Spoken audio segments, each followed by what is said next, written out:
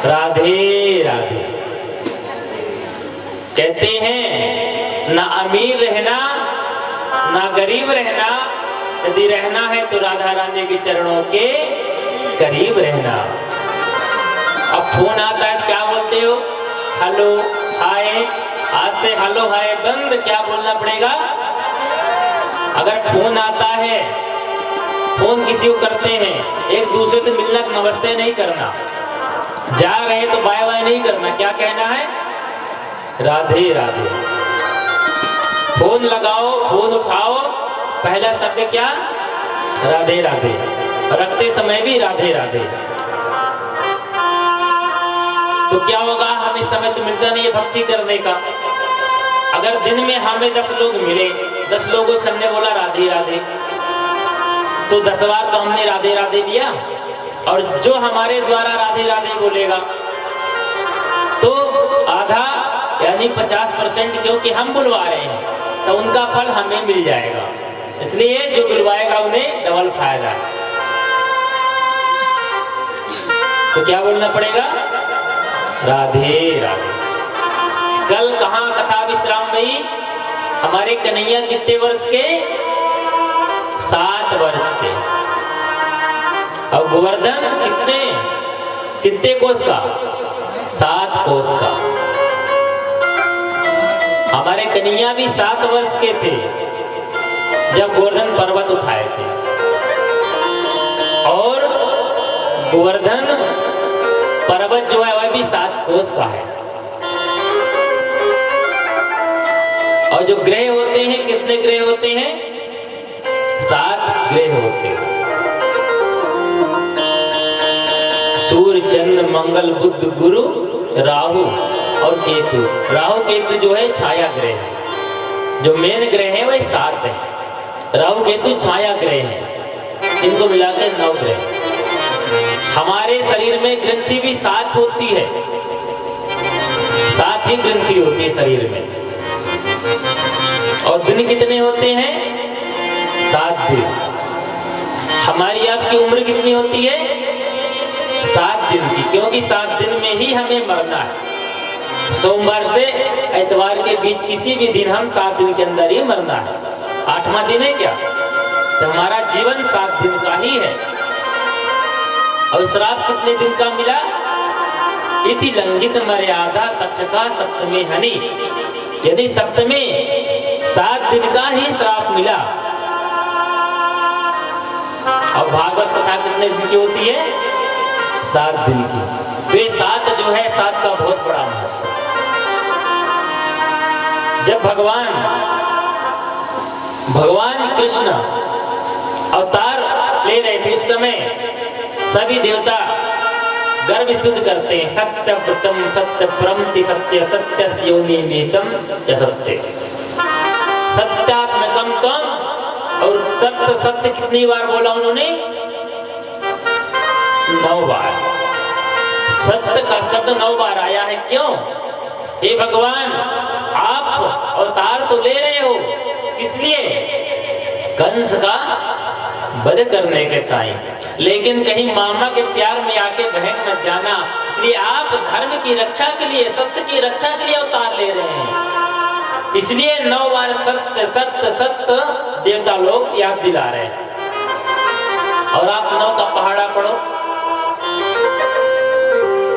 9 दूना 18, 8 और 1 9, 9 त्रिक 27, 7 और 2 9 चौके 54, 5 और 4 9 पंचे 45, 5 और 4 9 और 9 छक्का 63, 6 और 3 9।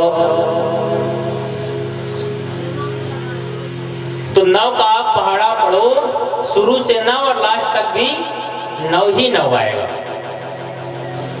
शुरू से अंत तक 9 ही 9 आएगा। जितने भी अक्षर आएंगे आप जोड़ लेना, 9 ही आएगा।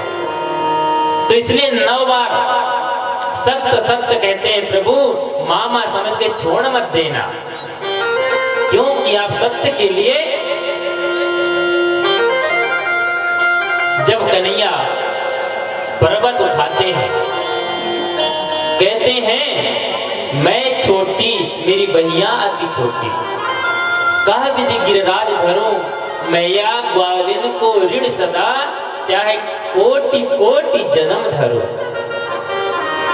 ये मैया का और यहाँ के जो ग्वाल बाल हैं गोपी गो, उनका इतना ऋण है मेरे पास कि मैं करोड़ों करोड़ों भी यदि अवतार ले लूं, जन्म ले लूं, फिर भी इनका कर्ज नहीं चुका सकता। इतना कर्ज है, क्योंकि सबसे बड़ा क्या होता है? प्रेम, और प्रेम से बड़ा कुछ भी नहीं होता। सबसे ऊंची प्रेम सगाई। दुर्योधन के यहाँ 56 भोग त्याग दिए और जाके केले का छिलके का भोग पाए हैं कन्हैया, क्योंकि प्रेम के वश। सुदामा के तंदूर खाए, कच्चे चावल खाए, सबरी के जूठे बेर खाए, क्यों? क्योंकि प्रेम था। तो भगवान प्रेम से रिश्ते हैं। प्रेम सबसे बड़ा प्रेम होता है। भगवान कहते हैं भक्त हमारे पग धरे वहां धरूं मैं हाथ, सदा संग लागत फिरूं कबहू न छोड़ो साथ। जब राम जी को पता चला कि मेरा छोटा भाई भरत मुझसे मिलने आ रहा है, और जानते थे कि आएंगे जरूर, तो जब आगे बढ़ते जाते थे तो उनके जो पैरों में कांटे चुभ रहे थे, तो वो कह रहे थे कांटों से कि एक समय आएगा कि मेरा भाई भरत इसी रास्ते मुझे ढूंढते ढूंढते आएगा, तो आप पुष्प बन जाना, गुलाब के फूल बन जाना। इसलिए नहीं कि मेरे भाई का चरण मुलायम है, इसलिए कि जब उनके पैरों में चुभेगा तो मेरा छोटा भाई भरत सोचेंगे कि मेरे भैया के चरणों में भी चुभे होंगे तो बहुत दुख होगा। इसलिए जब आपके चरणों में आप पुष्प बन जाओगे तो भरत जी के चरणों में जब कांटे चुभेंगे नहीं तो भी सोचेंगे हमारे भैया के चरणों में कांटे नहीं चुभे होंगे। इसलिए अगर यदि आप पुष्प नहीं बनोगे तो उन्हें दुख होगा कि मेरे भैया गए हैं, इधर से ही उनके चरणों में कांटे चुभे होंगे, तो ये कांटे आप पुष्प बन जाना, आप पुष्प बन जाना। कितना प्रेम। कहते हमें निज धर्म पर चलना सिखाती रोज रामायण। रामायण में किससे क्या सीखना है कि प्रातः काल उठ के रघुनाथा और मात पिता गुरु नावहि माथा। जितने भी यहाँ बच्चे हैं, हमने कहा था ना कि माता पिता का चरण स्पर्श करना, चरण पड़ना, सुबह उठ के माता पिता का चरण पकड़ना। जितने भी बच्चे हैं जिनके माता पिता हैं, बच्चे जवान कोई भी जिनके माता पिता है, तो अपने माता पिता का चरण आशीर्वाद लेंगे।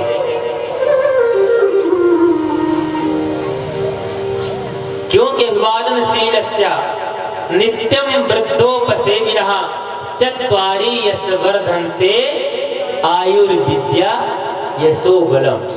4 चीज की प्राप्ति हो जाती है, आयु, विद्या, यश और बल की। प्रणाम करने से चत्वारि यस्य वर्धन्ते, 4 चीज की प्राप्ति हो जाती है। इसलिए अपने से बड़ों को, गुरुजनों को, माता पिता का चरण अवश्य प्रणाम करना चाहिए, छूना चाहिए। जब आप एग्जाम देने जाओ तो माता पिता का आशीर्वाद लेके जाओ, देखना आपने जो क्वेश्चन नहीं पढ़ी वही बन जाएगा। क्योंकि भगवान भी कहते हैं भगवान की पूजा से मां मिलेगी, ये निश्चित है। ये लेकिन मां की आप यदि पूजा करोगे तो भगवान अवश्य रीझ जाते हैं। यदि भगवान की पूजा नहीं हो पा रही है तो मां बाप की सेवा कर लो, समझ लीजिए भगवान का ही पूजा हो। श्रवण कुमार के बारे में तो सुने होंगे। तो धर्मो रक्षति रक्षिता, जो धर्म की रक्षा करता है, धर्म उसकी रक्षा करता है। आपने राजा हरिश्चंद्र का नाम सुने होंगे। राजा हरिश्चंद्र इतने बड़े दानी थे, धर्मात्मा थे कि उन्होंने सपनों में देखा कि आज मैंने अपना पूरा सर्वस्व विश्वामित्र को दान में दे दिया। सपनों में, जब सपनों में देखते हैं तो सुबह विश्वामित्र आते हैं, उनसे कहते हैं कि प्रभु आज मैंने सपना देखा कि मैंने अपना राज्य पूरा आपको दान दे दिया। तो विश्वामित्र क्या कहते हैं, जब दान दे दिया तो तुम क्या कर रहे हो मेरे राज्य में, मुझे दो, मेरा राज्य। और विश्वामित्र को पूरा राज्य गद्दी सौंप दी, सभी को भोजन खिलाया। जब भोजन खिलाए तो कहते हैं राजन, विश्वामित्र कहते हैं राजन, अब आप हमें दक्षिणा दो। क्या कहते हैं, ब्राह्मण को भोजन कराते समय जब भोजन कर ले तो कुछ ना कुछ दक्षिणा अवश्य देना चाहिए। आपके पास नहीं है ज्यादा समर्थ, जो है उतना देना चाहिए। ब्राह्मण का पूजा करें, ब्राह्मण का भोजन कराए तो दक्षिणा देना चाहिए, क्योंकि कोई भी कार्य सर्वम यज्ञमयम जगत, जो भी कार्य करते हुए यज्ञ है, यज्ञ और यज्ञ की पत्नी दक्षिणा। तो दान देना अलग है, दक्षिणा अलग होता है। दान क्या होता है, जैसे कि कोई पंडित जी आए, आके सत्यनारायण कथा सुनाए, आपने उन्हें 501 रुपए दक्षिणा दी, तो वह दान नहीं कहलाएगा, वह दक्षिणा है। क्योंकि पंडित जी आए, मेहनत किए और आपने मेहनत का फल लिया, दक्षिणा दिया, वह दान नहीं कहलाएगा आपका। दान क्या होता है, दान आप जब कोई आ रहा है आप अपने मन से दो, वह दान होता है। दक्षिणा अलग है और दान अलग है। तो कहते हैं आपने तो हमें भी दान किया, आपने पूरा राज्य हमें दान में दिया है, अब दक्षिणा दो, क्योंकि भोजन किए हैं तो दक्षिणा दो। दक्षिणा जैसे ही राजा हरिश्चंद्र जाने लगे, राजकोष में कह रहे हैं बिल्कुल नहीं राजन, ये यज्ञ मेरा हो चुका है, पूरा राज्य मेरा हो चुका है, आपने मुझे दान में दे दिया, इसलिए यहां से आप कुछ भी नहीं देंगे, आप जाओ और ये राज्य छोड़ के दूसरे राज्य में जाओ, कमाओ और कमा के ला के फिर दक्षिणा दो, ज्यादा मत दो। हम 1100 ब्राह्मण हैं, एक स्वर्ण मुद्राएं भी दे दो तो 1100 रुपए। उस समय 1 रुपया सोने का चलता था, 1 रुपया सोने का, तो एक स्वर्ण मुद्रा हमें दो। और राजा हरिश्चंद्र कहाँ जाए, पूरा सर्वस्व उन्हीं का राज था, तो कहाँ जाए, पूरा तो दान कर दिए। लेकिन कहाँ जाते हैं, काशी। काशी का राजा कौन, काशी का राजा कौन है, काशी का राजा कोई नहीं, वहां का राजा भोले बाबा शंकर है। काशी जाते हैं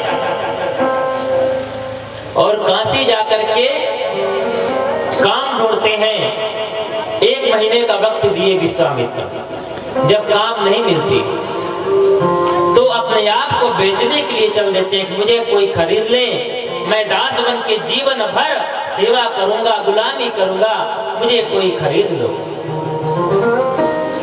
जब इतना उनकी पत्नी सुनी, उनकी पत्नी कहती स्वामी आप मुझे बेच दीजिए,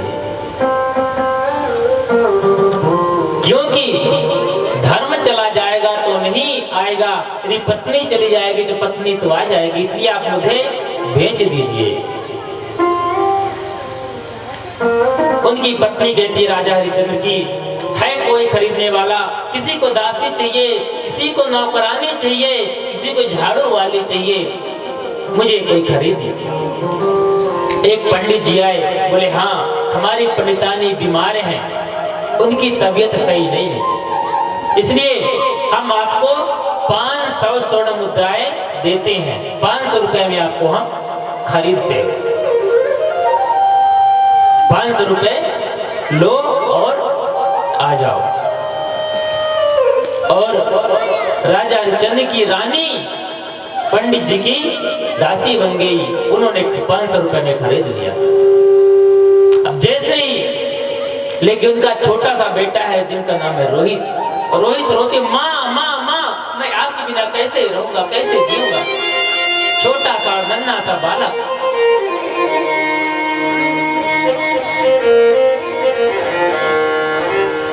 पंडित जी कहते हैं ठीक है, हमारी पूजा में काम आएगा, फूल चुन के लाएगा, लकड़ियां तोड़ के लाया करेगा, हम हवन किया करेंगे, ठीक है 100 स्वर्ण मुद्राएं हम इनको भी देते हैं। और 100 रुपए दे करके राजा हरिश्चंद्र के बेटे रोहित को भी खरीद लिए।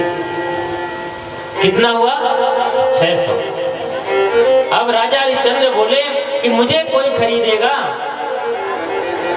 ज्यादा नहीं, 500 रुपए मुझे कोई दे दे और मैं बिक जाऊंगा, बिकने को तैयार हूं, मैं गुलामी करूंगा, मैं दास बन के रहूंगा जीवन पर्यंत। एक चंडाल आया, चंडाल जो शमशान घाट की रखवाली करता था। मेरा थोड़ी तबीयत सही नहीं चल रही है, इसलिए आपको मैं 500 स्वर्ण मुद्राएं देता हूं, आप लो और आप मेरे तरफ आ जाओ, मेरे दास बनो, जैसा मैं कहूं वैसा आपको करना है। 1100 रुपए स्वर्ण मुद्राएं पूरा हुआ और विश्वामित्र जी को दक्षिणा दिए और प्रणाम किए। और वो रानी जो विश्व के राजा हरिश्चंद्र की पत्नी है, आज दासी बनी, नौकरानी बनी है, बर्तन धोती, झाड़ू लगाती, कपड़े धोती है। जिस रानी के हजारों दास दासियां आगे पीछे घूमती है, क्यों? क्योंकि धर्म, धर्म को बचाते, हमारा धर्म बचे, धर्म न जाए। धर्म को बचाने के लिए अपने आप को बेच दिए, अपनी पत्नी को, अपने बेटे को बेच दिए। राजा हरिश्चंद्र शमशान घाट में रहते, जो कोई मुर्दा आता तो उनसे कर लेते, टैक्स लेते, तभी मुर्दा को जलाने देते, वहीं रहते। और जो वहीं कुछ बचा, जब मुर्दे के सामने जो ले जाते भोजन बचा कुचा रहता, उसी को खा लेते, वहीं पे सोते हुए जीवन यापन करने लगे राजा हरिश्चंद्र। एक दिन राजा हरिश्चंद्र के बेटा रोहित फूल तोड़ने बागों में गया, उसी समय एक काला सर्प ने डस लिया। जब काला सर्प ने डस लिया, रोहित कहता है अरे कोई है, कोई बचाओ, जाकर मेरी माँ को बताओ कि उनके बेटे को सर्प ने डस लिया, सर्प ने डस लिया, कोई बचाओ बचाओ।